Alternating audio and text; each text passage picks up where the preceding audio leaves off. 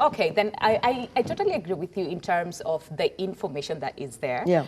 Children are more exposed now as compared to then. Yes. And you will get that even as early as around 4 or 5 years, kids sort of understand and they talk amongst themselves. True.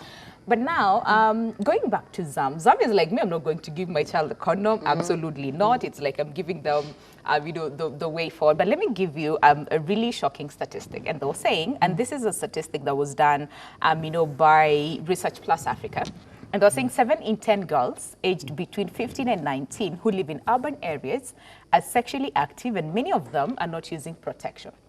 All right, so again, this is according to the study by Research Plus Africa. And of course, the study says 71% of girls in towns are more sexually active as compared to their male counterparts at 23%. Now, of course, we are in the urban setting, but of course, we're focusing in general, even and especially the girls who are really more affected as compared to the boys from the statistics. Why do you think this is the case? Because again, if we deny them, one, the info from the parents, because like you said, Fatima, parents are the first teachers, right? So if we do not give them the information, where will they get them from? They'll get the information about sex and you know, sexual reproductive health from the internet, and most of the time, or even amongst their peers, most of the time is the wrong info. It's not the correct info. So then, and they were blaming this number for, you know, poor parenting, you know, other concepts of poverty. There's, you know, something else to do with, you know, just lack of awareness in general. So let me just start with you as a parent. So fine, so you're saying you cannot give a child a condom. But then again, do you have some of this, do you have these conversations and real raw conversation? Forget about the ones that we were taught when we were younger, like, oh, if you shake a boy's hand, you get pregnant. You know, all those things. Do you talk about sex with your children? Thank you. Yeah. I'm putting you on the spot, but yeah. Yeah, no problem. Yeah. This issue about sex, I have to talk it with my children. All right. And I do talk it with my children because lack of parent absenteeism really makes everything worse. Okay. I try my best to be there all the time. And I try to involve myself in my children's lives. Okay. Every day, I have to know what they did, what went wrong, what made them happy and everything, and how they feel about everything. Yeah. So issues of sexuality, we talk about them. Okay. Yeah. All right.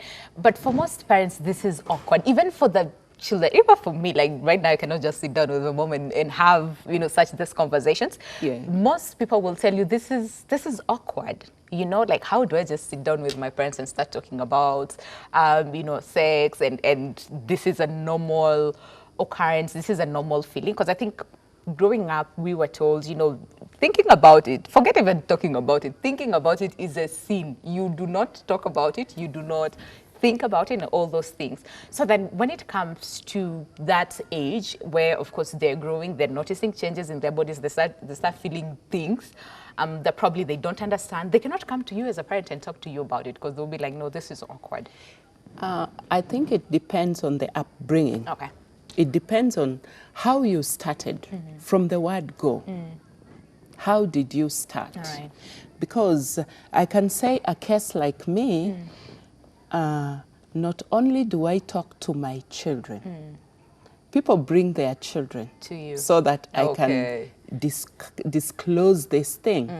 We start from simple basics like, I am a boy, I am a girl. Yeah. There is where we start. And when I grow up, I want to be this. When I grow up, I want to be this. The distinctions start from there. Yeah. So this girl will be like, I will start asking them questions.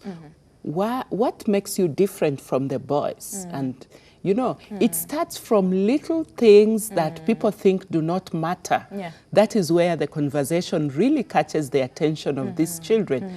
But you see, the problem that as parents we do, you don't know how to go about this, and you start going corners. Yeah.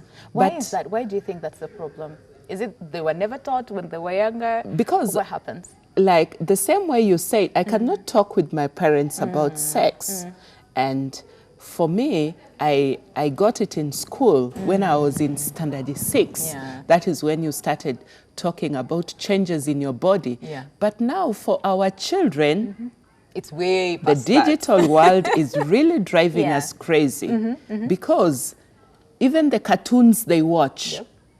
Of course, they are they're sexualized. sexualized, yeah. The cartoons.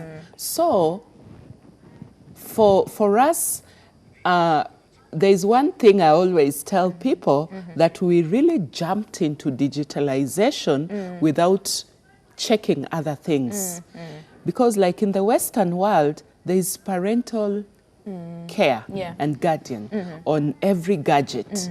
But for us, we don't know how to do Yeah. that. And we leave the children to watch things.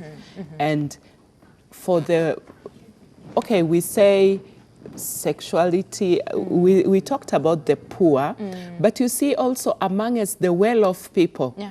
They live, the house has internet, so there is a computer there, there are Yeah. laptops, And there it's are not phones. monitored. It's not monitored. So these children, they can have online sexual materials. Yeah. And the parents are too busy doing chasing life, Yeah. that they forget That they that also these have- children yeah. also want to learn things. And Okay. these things, the best teacher for them is The you, parent, the parent. yes. Because the moment you tell your kids something, it lingers in their mind all the time. Yeah. But the next person will pollute this child's mind. Yeah.